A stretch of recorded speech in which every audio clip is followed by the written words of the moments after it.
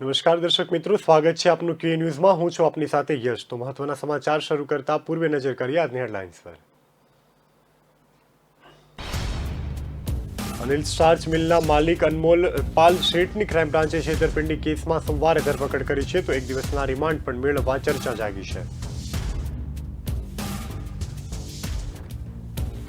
Petrol અને ડીઝલના ભાવની સેન્ચુરીને ગ્રાહકો સામે મોંઘી પડી છે, તો ખાદ્ય તેલમાં પણ એકાએક વધારો ઉછળી આવ્યો છે।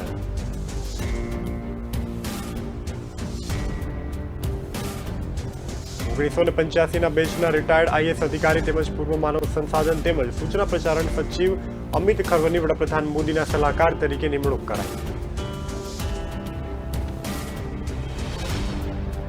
આંતરરાષ્ટ્રીય દીકરી દિવસ પરના કાર્યક્રમમાં શિક્ષણ મંત્રીએ કહ્યું છે કે સરકારે દરેક જગ્યાએ મહિલાઓને પ્રાથમિકતા આપવી જોઈએ।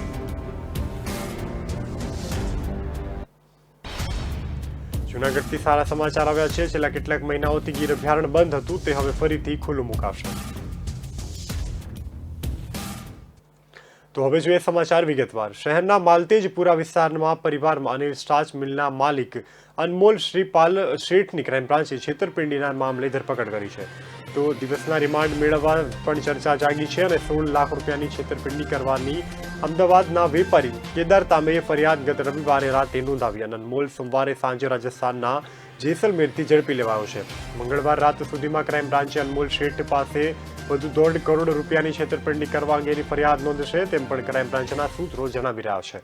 ભદ્ર પરિવારના સંતાન અને અનિલ સ્ટાર્ચ મિલના માલિક અનમોલ શેઠ લોકોને પોતાના ધંધામાં રોકાણ કરવા માટે વિશ્વાસ આપીને 9 થી 10% જેટલું વળતર આપવાની લાલચ આપતા હતા અને નાણાં મેળવતા હતા, તો બાદમાં પૈસા પરત આપવાનું નામ લેતા નહોતા। તો ક્રાઇમ બ્રાન્ચના સૂત્રોએ જણાવ્યું છે કે અનમોલ શેઠ 350 કરોડ રૂપિયા આસપાસનું ફુલેકું ફેરવ્યું અને પ્રાથમિક વિભાગો પોલીસ સુધી પણ પહોંચી ગયા છે।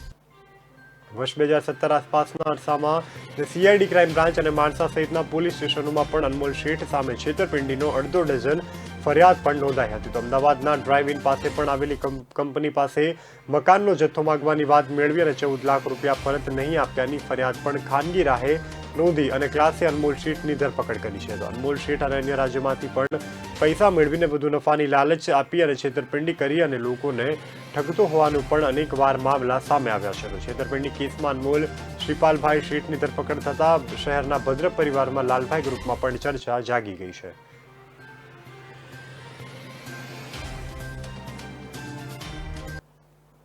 પેટ્રોલ અને ડીઝલના ભાવમાં સેન્ચુરી ગ્રાહકોને એક તરફ રાડ પડાવી રહ્યા છે, તો ત્યારે બીજી તરફ ખાદ્ય તેલ, ટામેટા, મેથી અને કોથમીરમાં પણ ભાવમાં આસમાને આંબી રહ્યા છે।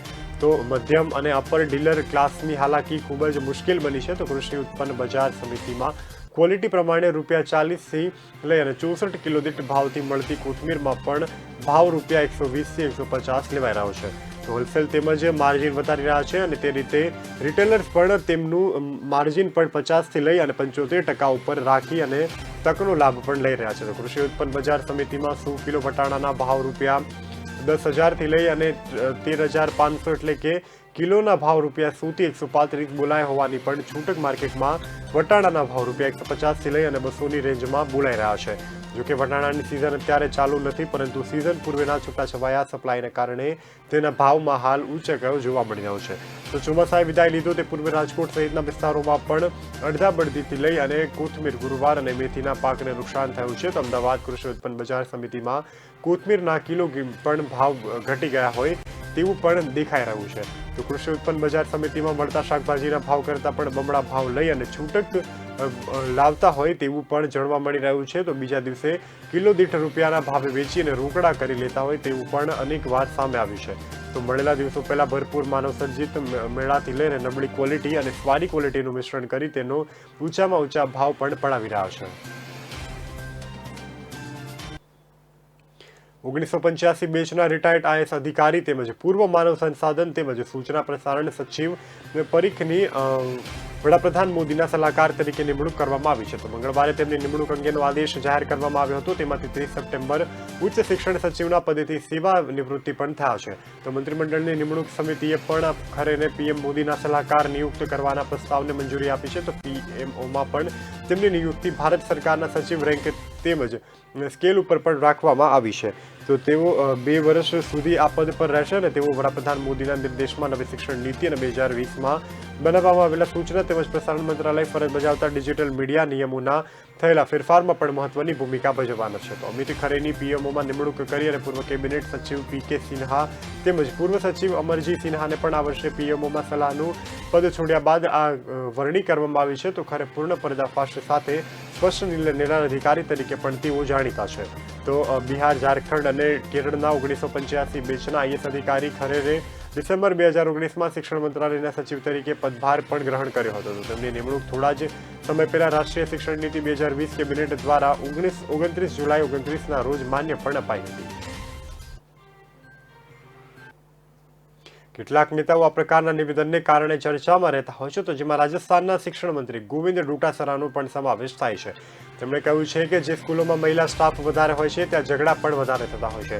આંતરરાષ્ટ્રીય દીકરી દિવસ પરના કાર્યક્રમમાં શિક્ષણ મંત્રીએ કહ્યું હતું કે સરકારે દરેક જગ્યાએ મહિલાઓને પ્રાથમિકતા આપી છે અને મહિલાઓ માટે આગળ આવવાની તકો પણ વધારી છે. પરંતુ મહિલાઓ માટે સરકાર ઘણી નવી નીતિ બનાવી રહી છે. તો સિલેક્શન પ્રમોશનમાં પણ મહિલાઓને પ્રાથમિકતા અપાઈ રહી છે. કેટલાક લોકો આ સારું નથી લાગતું તો તેમ પણ પૂછે કે શું કે તમને સારું નથી ભણાવતા. પણ એક વાતનો સવાલ એ પણ થાય છે કે મહિલા શિક્ષક એકબીજાની સાથે ઝઘડા પણ બહુ કરતા હોય છે. તો સ્કૂલમાં મહિલા સ્ટાફ વધારે હોય તો ત્યાં ઝઘડાના પ્રમાણ પણ વધારે રહેતા હોય છે.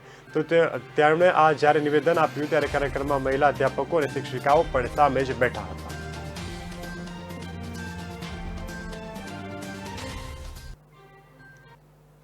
ફરવાની શોખીન ગુજરાતી પ્રજા માટે એક મોટા સમાચાર આવી રહ્યા છે. પ્રવાસ પ્રેમી માટે જૂનાગઢની એક સારા સમાચાર છે કે છેલ્લા કેટલાક મહિનાઓથી ગીર અભયારણ્ય બંધ હતું તે હવે ફરીથી ખુલ્લું મુકાશે. તો 16 ઓક્ટોબરથી સાસણ ગીર અભયારણ્ય પ્રવાસીઓ માટે ખુલશે. તો પ્રવાસીઓ પ્રેમી જનતા માટે પણ ગીરની મુલાકાત લઈ શકે છે. ગીર અભયારણ્ય પ્રવાસી માટે 16 જૂનથી બંધ હતું. તો ચોમાસું તેમજ મીટિંગ પીરિયડ હોવાને કારણે અભયારણ્ય 4 મહિનાથી બંધ હતું. પરંતુ હવે પ્રવાસીઓ માટે ખોલવામાં આવશે. તો હાલની વાત કરીએ તો હાલમાં ઓનલાઈન બુકિંગ ફૂલ ચાલુ થઈ ગયા છે અને કોરોનાની ગાઈડલાઈન અનુસાર પ્રવાસીઓ પ્રવેશ આપવામાં પણ આવશે. તો ગીરનું સૌથી લોકપ્રિય પ્રવાસન સ્થળોમાંનું એક ગીર ભારતનું સૌથી જૂના અભયારણ્યમાંનું એક છે. તો ગીર એશિયાઈ સિંહ માટે પણ ખૂબ જ પ્રચલિત છે. તો ચોમાસાની ઋતુમાં તેમજ મેટિંગ સિઝન હોવાને કારણે પણ આ માસમાં ગીર અભયારણ્ય વિસ્તારમાં પ્રવાસી માટે સિંહ દર્શન બંધ કરવામાં આવે છે. તો દર વર્ષે આ કાર્યક્રમ યોજાતો હોય છે. તો જેમાં પ્રવાસી લોકો પણ સિંહ દર્શન કરી અને મોટી સંખ્યામાં લોકો સિંહ દર્શનનો લાભ પણ લેતા હોય છે. તો ચોમાસાના 4 માસના વેકેશનને લઈ અને હવે 16 ઓક્ટોબરથી ફરી વનરાજા લોકોને દર્શન આપવાના છે.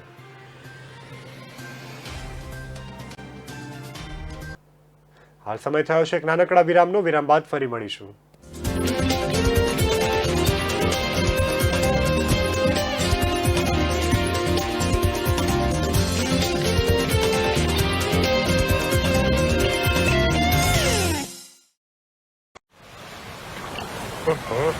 हम जब छोटे थे ना, हजारों कछुए आते थे इस बीच पर. हाँ, मैंने भी देखे हैं.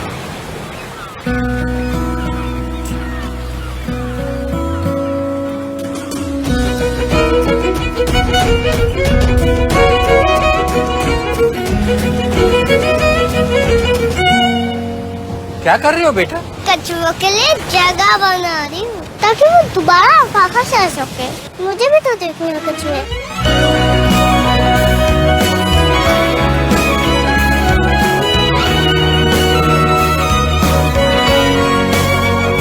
अगर कल को बदलना है तो पहले खुद को बदलना पड़ेगा.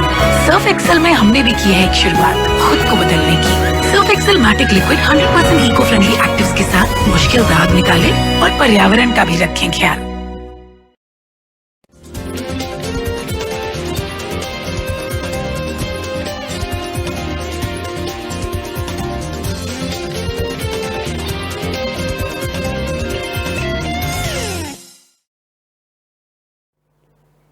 વિરામ બાદ આપનું સ્વાગત છે. હવે જોઈએ સમાચાર આગળના. વડાપ્રધાન નરેન્દ્ર મોદીએ મંગળવારે અફઘાનિસ્તાન સંકટ પર G20 ખાસ નેતાઓની સમિટમાં હાજરી આપી હતી. તેમણે ઇટાલીના રાષ્ટ્રપતિ સમિટમાં ભાગ લેવા માટે પણ આમંત્રણ અપાયું હતું. તો આ દરમિયાન વડાપ્રધાન મોદીએ અફઘાન ક્ષેત્રને પણ કટ્ટરપંથી અને આતંકવાદીનો સ્ત્રોત બનાવતા અટકાવવા પર ભાર પણ મૂક્યો છે. વડાપ્રધાન કાર્યાલય દ્વારા જાહેર કરવામાં આવેલા નિવેદનમાં કહેવામાં આવ્યું છે કે વડાપ્રધાન મોદી અફઘાનિસ્તાનમાં સામે વિદેશી શાસન માટે પણ હાલાકી ભોગવી રહ્યા છે. તો વડાપ્રધાને અફઘાનિસ્તાનમાં સંયુક્ત રાષ્ટ્રની મહત્વની ભૂમિકા માટે પણ ટેકો વ્યક્ત કર્યો હતો અને અફઘાનિસ્તાન પર યુએન સુરક્ષા પરિષદના ઠરાવ અંગે પણ તેઓએ વાતચીત કરી હતી. ત્યારબાદ 20 માટે નવેસરથી સમર્થન માટે પણ હાકલ કરી હતી. વડાપ્રધાન કાર્યાલયના જણાવ્યા અનુસાર G20 સમિટ દરમિયાન વડાપ્રધાન મોદીએ અફઘાનિસ્તાન પર આંતરરાષ્ટ્રીય સમુદાયને એકીકૃત કરી આંતરરાષ્ટ્રીય પ્રતિસાદ તૈયાર કરવા હાકલ પણ કરી હતી. તો જેના વગર અફઘાનિસ્તાનની પરિસ્થિતિમાં ઇચ્છિત પરિવર્તન લાવવું મુશ્કેલ બનશે. તો થોડા દિવસો પહેલા પણ ભારતીય વિદેશ મંત્રાલય દ્વારા યુદ્ધ એજન્ડામાં લઈ અને એક રાષ્ટ્રમાં માનવતાવાદી જરૂરિયાત અને મૂળભૂત સેવા અને આજીવિકાની પહોંચ અંગે પણ ચર્ચા સામેલ થઈ હતી. તો ઓગસ્ટમાં તાલિબાન અફઘાનિસ્તાન પર કબજો જમાવ્યા બાદ વડાપ્રધાન મોદી અગાઉ પણ અફઘાનિસ્તાન પર શાંઘાઈ સહયોગ સંગઠન, સામૂહિક સુરક્ષા સંગઠનો જેવી સમીક્ષા પણ તેઓએ કરી હતી. તો મહાસભાના પ્રસંગે અફઘાનિસ્તાન પર G20 વિદેશ મંત્રાલયની બેઠકમાં વડાપ્રધાન મોદીએ ભાગ પણ લીધો હતો.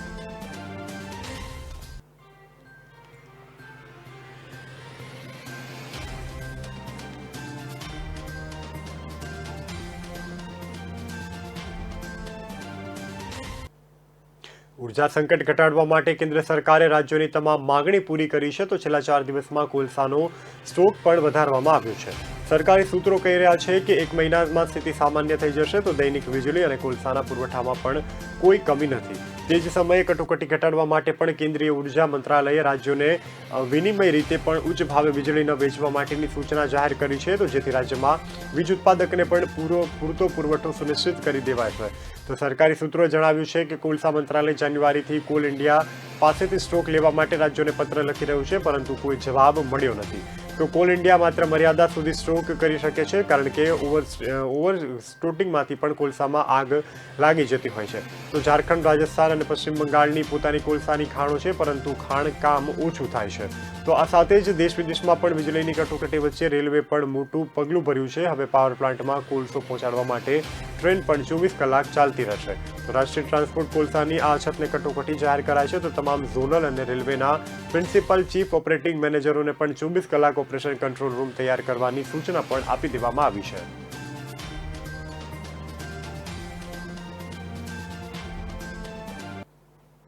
નેપાળમાં એક ભયંકર બસ અકસ્માત સર્જાયો છે. આ બસ અકસ્માતમાં ઘાયલોને કોહલપુર મેડિકલ કોલેજમાં દાખલ પણ કરવામાં આવ્યા છે. તો અકસ્માતમાં 32 લોકોના મૃત્યુ નિપજ્યા છે. નેપાળના મુગુ જિલ્લાના મંગળવારે એક ભયાનક માર્ગ અકસ્માત થયો હતો. તો જેમાંથી મુગુ જિલ્લામાંથી ગમગઠી અને પેસેન્જર બસ રસ્તા પરથી લપસી ગઈ હતી અને 300 મીટર નીચે નદીમાં પડી ગઈ હતી. તો મીડિયા રિપોર્ટમાં જણાવ્યા મુજબ માર્ગ અકસ્માતમાં 32 લોકોના મૃત્યુ થયા છે, તો જ્યારે ઘણા લોકો ઘાયલ પણ થયા છે. તો ખાનગી વેબસાઇટના અહેવાલ મુજબ નેપાળ જંગમાંથી ગઠમડી વખતે બસ અચાનક જ પલટી મારી જતા દુર્ઘટના સર્જાવામાં આવી છે. રિપોર્ટમાં કહેવામાં આવ્યું છે કે અકસ્માત તાજેતરમાં મૃત્યુઆંક પણ 32ને આરપાર દેખાઈ રહ્યો છે. આર્મીનું હેલિકોપ્ટર સુરત રવાના થયું છે અને ત્યારબાદ લાશો અને ઘાયલ લોકોને પણ કાઢવાના પ્રયાસો પૂરેપૂરા હાથ ધરવામાં આવી રહ્યા છે. તો ઘવાયેલા લોકોને કોહલપુર મેડિકલમાં દાખલ કરવામાં આવ્યા છે અને નેપાળ ગંજના નર્સિંગ હોમમાં પણ મોકલવામાં આવ્યા છે.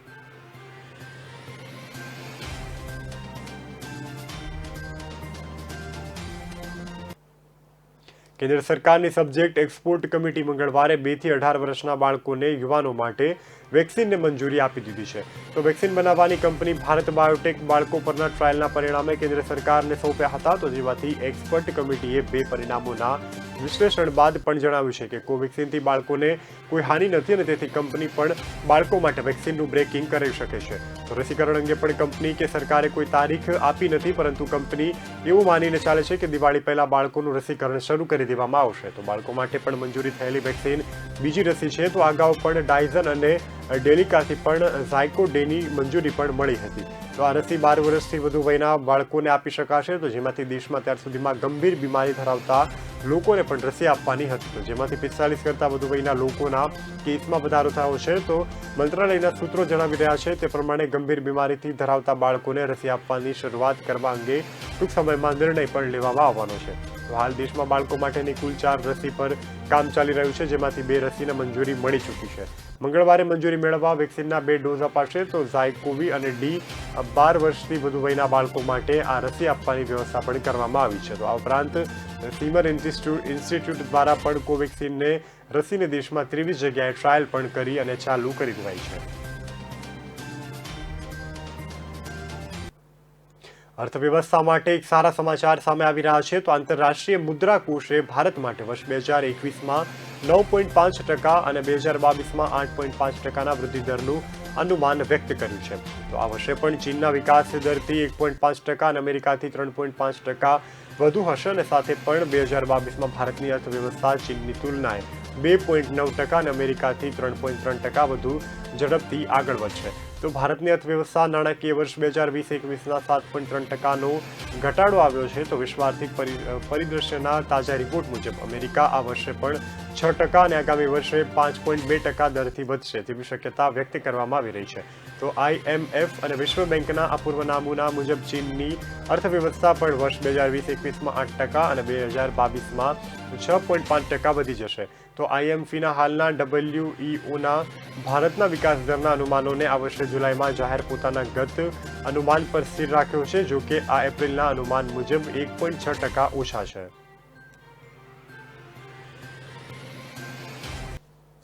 હાલ સમય થયો છે એક નાનકડા વિરામનો. વિરામ બાદ ફરી મળીશું.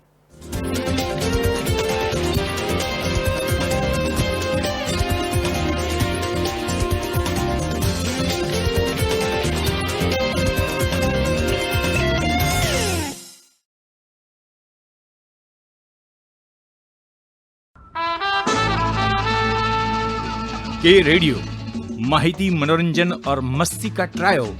के रेडियो कहीं भी कभी भी. दिन हो मंगलमय से लेकर गुजरा हुआ जमाना तक का सफर. के रेडियो आप सुन रहे हो के रेडियो. जल्द शुरू हो रहा है के न्यूज की सुरीली भेंट. के रेडियो आप सुन रहे हो के रेडियो कहीं भी कभी भी. आप हमें डाउनलोड कर सकते हैं. लाइक कीजिए, कमेंट कीजिए, सब्सक्राइब कीजिए और सुनिए के रेडियो कहीं भी कभी भी. मैं हूँ आपकी आज जलपा. रे रे रे रे मारी सवार, ये गाना सुना ही होगा आपने. चलो सुबह हो गई, मस्ती की कश्ती, दिन का सफर सुहाना, एक शहर एक नजर, जनवाणी, सुनहरी दोपहरी, ये शाम मस्तानी, ढल गया दिन, नगमों की बारात, गुजरा हुआ जमाना, फिर वही रात है, मनोरंजन, माहिती और मस्ती के साथ. आप सुन रहे हो के रेडियो कहीं भी कभी भी.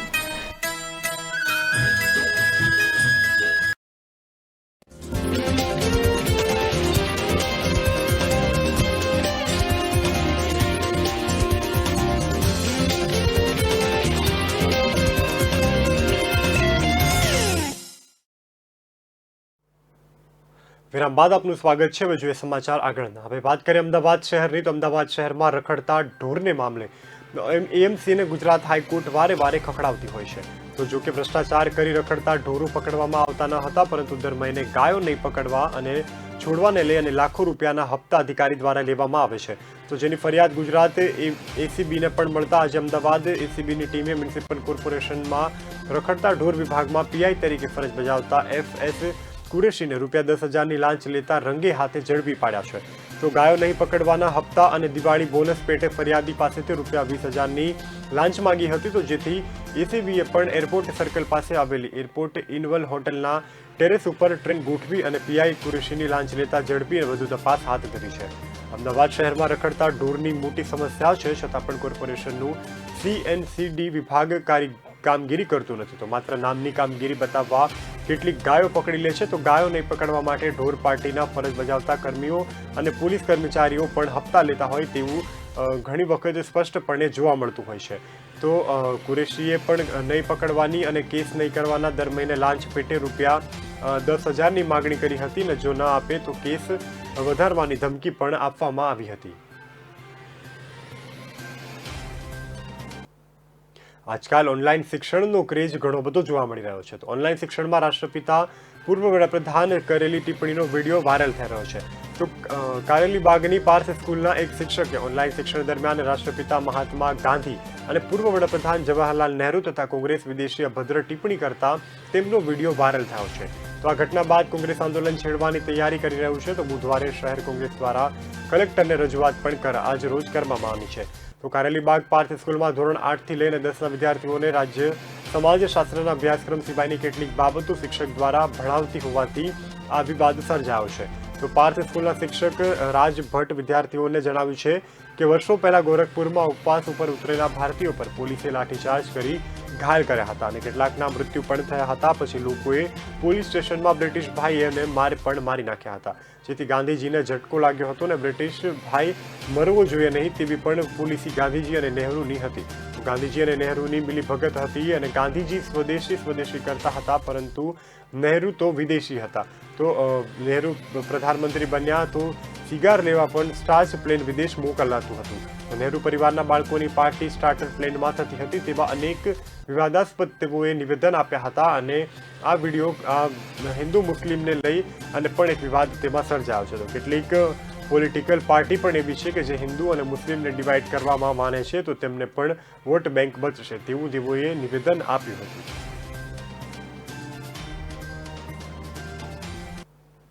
અંબાજીમાં ગબ્બર પર્વત પર પાછળના વિસ્તારમાં સપ્તાહ અગાઉ હોટલ માલિકની નિર્માણ હત્યા કરવામાં આવી હતી. તો બનાસકાંઠા પોલીસે આ ભેદ ઉકેલી એક હત્યારાને દબોચી લીધો છે. તો હોટલ માલિકે એક યુવતી સાથે સનસેટ પોઈન્ટે ગયા હતા અને ત્યારે ત્યાં 4 શખ્સો યુવતી ઉપર દુષ્કર્મ કરવાનો પ્રયાસ કર્યો હતો.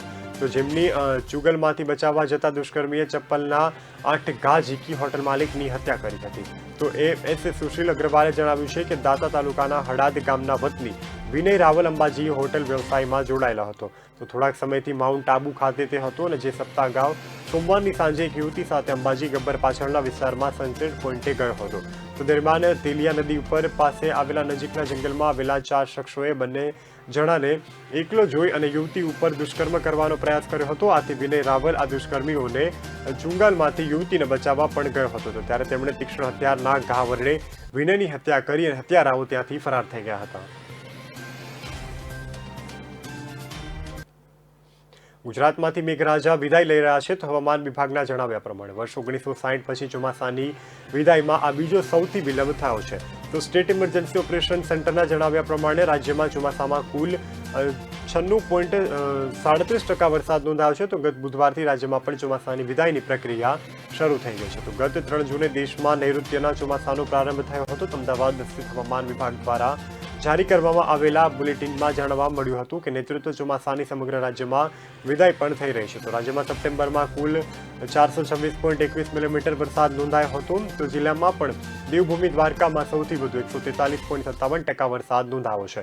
તો સૌથી વધુ વરસાદ નોંધાયો છે સૌરાષ્ટ્રમાં આવેલા જામનગર જિલ્લામાં પણ સિઝનનો 140.34% વરસાદ નોંધાયો છે. તો જ્યારે રાજકોટમાં પણ 135.80%, તો જૂનાગઢમાં 130.3% વરસાદ નોંધાયો છે.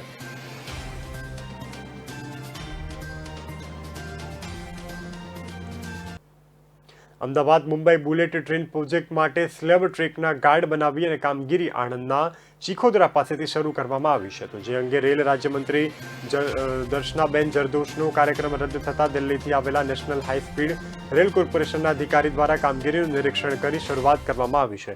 Ahmedabad Mumbai high speed train માટે સિવિલ વર્કના 3 ટેન્ડર આપવામાં આવ્યા છે. તો હાલના તબક્કે માત્ર અમદાવાદથી વાપી સુધીની ટ્રેન ચલાવવાનો નિર્ણય કરાયો છે. તો જે પૈકી અમદાવાદથી છાણી સુધીના ટ્રેક માટે આણંદ નજીક ચીખોદરા પાટે પણ કાસ્ટિંગ યાર્ડ દેશમાં પ્રથમ વખત આ ગાર્ડ બનવા જઈ રહ્યું છે.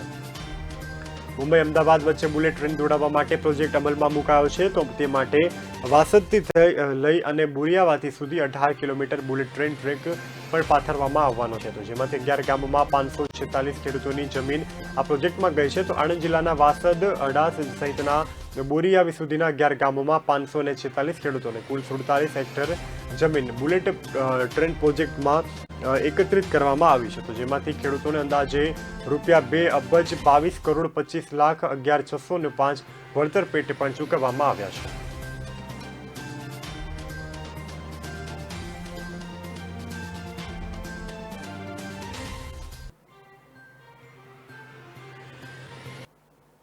તો હાલ સમાચારોમાં બસ આટલું જ. વધુ સમાચાર માટે જોડાયેલા રહો કે ન્યૂઝ સાથે. નમસ્કાર.